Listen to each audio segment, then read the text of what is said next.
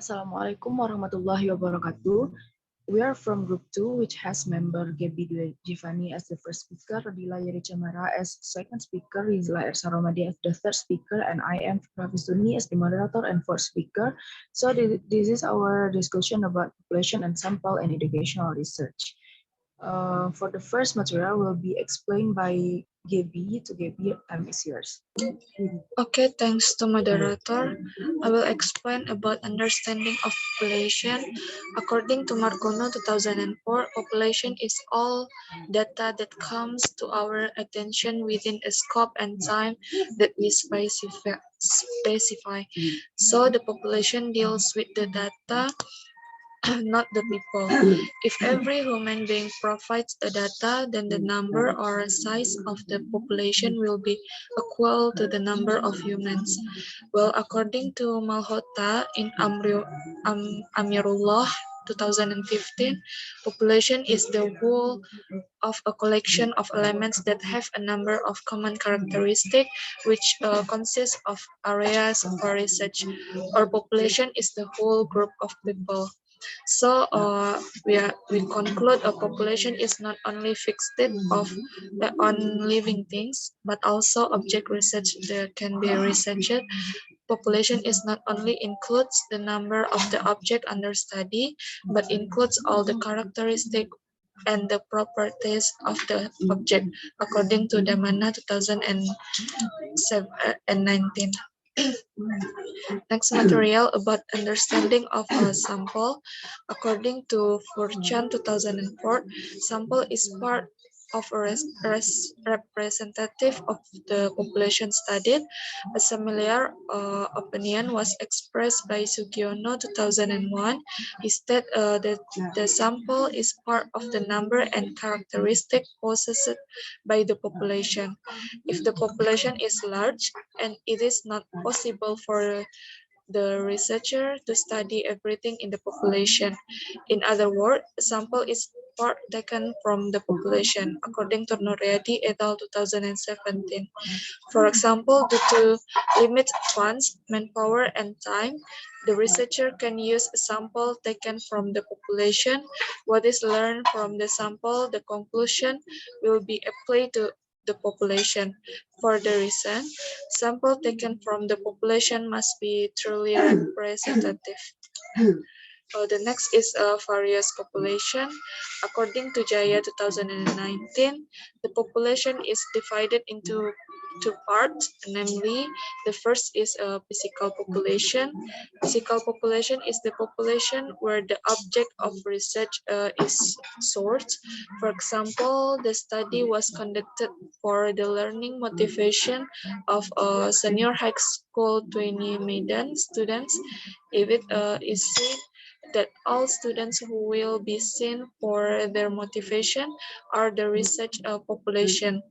All students, totaling 520 people, are the population. This is called the real population in physical form. Okay, that's all from me. I give it back to moderator. Thank you. Yep. Thank you to Gaby. For the next material will be explained by Radila. To Radila, time is yours. Okay, thanks to moderator. Explain. According to Jaya, the physical population in terms of population element is divided into two. Namely, first is population that have finite members or finite population. Have data source whose quantitative limits have element or members that can be counted or how many can be known. For example, all a student of senior high school 12 more than in recent 10 years. Second is a population that has unlimited members or infinite population. Has a data source whose limits can be determined quantitatively. It has a member that it's not known how many members. An example of the amount of the sand in the sea. Next is non-physical population. Non-physical population is the population in the form of the object of research. For example, research is conducted on student motivation at a senior high school, 20 Medan.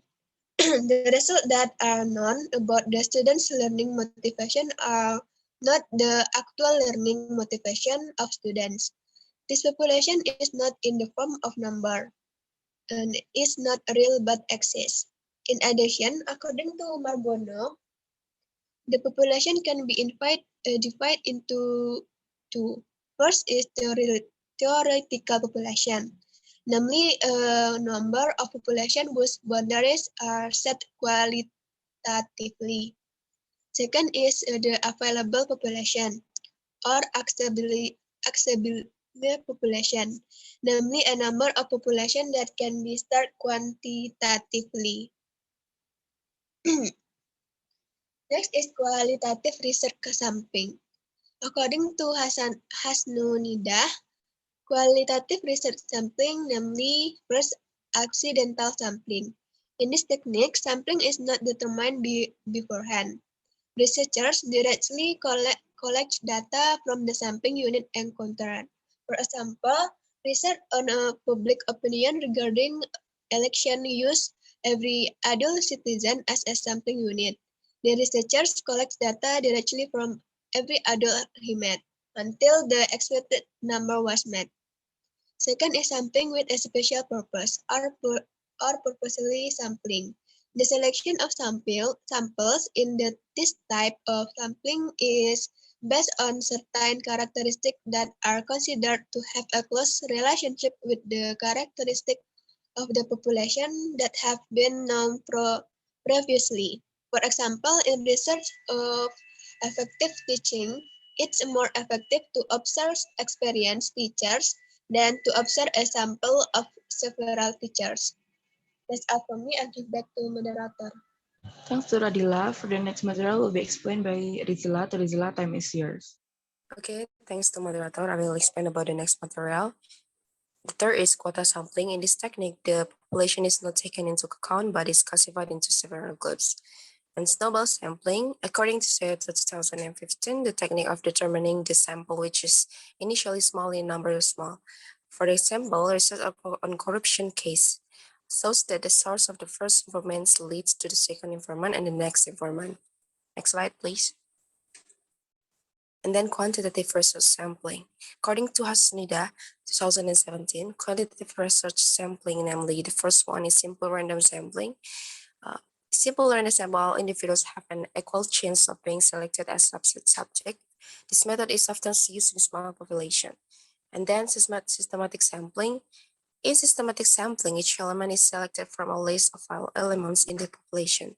For example, it is necessary to draw 10% of the sample of 100 population. This technique can only be done if the researcher has a list of individuals in the population that has been compiled randomly. The next slide, please. And then stratified random sampling.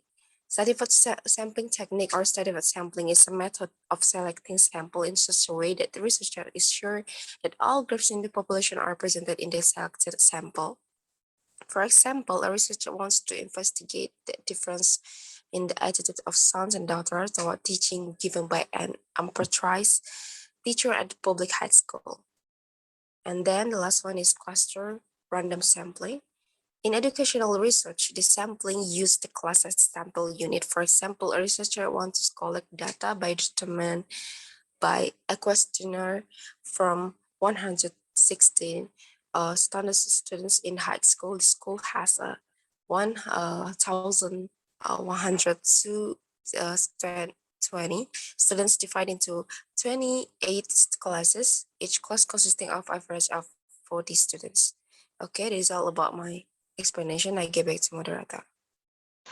Okay, thanks to Rizla. For the last material will be explained by me. It's about mixed research sampling. According to Sarwono 2011, there are two models of mixed research sampling, namely the Sakori and Tedley models and Onwuk-Bazzi and Collins model.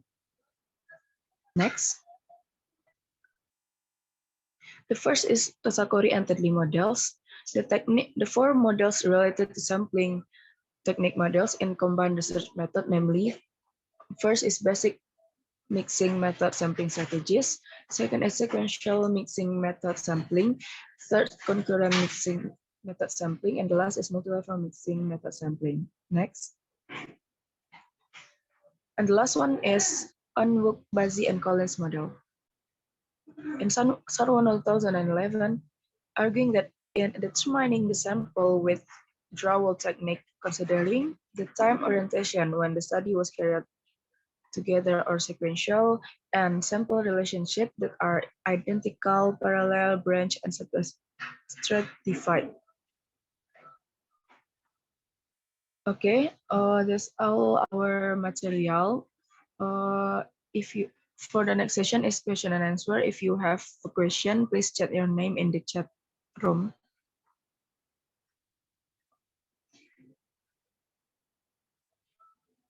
Okay, if there's no question, that's all our discussion from the group 2. Thanks for your attention. Assalamualaikum warahmatullahi wabarakatuh.